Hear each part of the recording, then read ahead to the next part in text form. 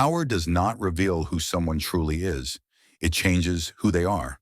Across politics, business, and even everyday life, people who gain power often begin to behave in ways they never would have before.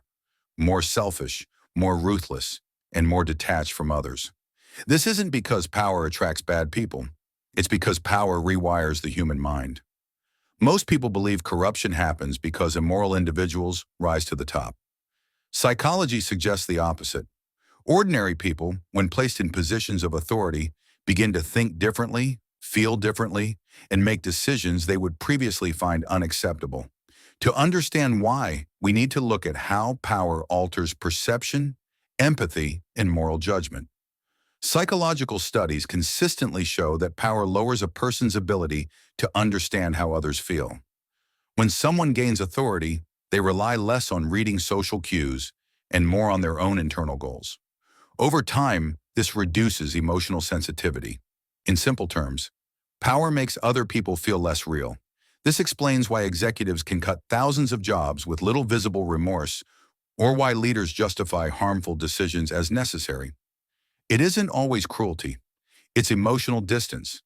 People in power are more likely to believe rules apply to others, not themselves. Psychologists call this moral licensing. Once someone believes they are important, successful, or indispensable, they begin to justify behavior they would condemn in others. This is why powerful figures often describe unethical actions as strategic, unavoidable. For the greater good, power doesn't erase morality, it redefines it. Power changes how the brain processes consequences. Those with authority experience fewer immediate penalties for their actions, which encourages risk-taking and overconfidence. Over time, this leads to a dangerous feedback loop. Success reinforces belief in personal superiority. This is why powerful individuals often ignore warnings, dismiss criticism, and double down on bad decisions. They aren't reckless by nature. They become reckless through unchecked control. This psychological pattern explains behavior across society: corporate scandals, political corruption, abusive leadership, even toxic workplace managers.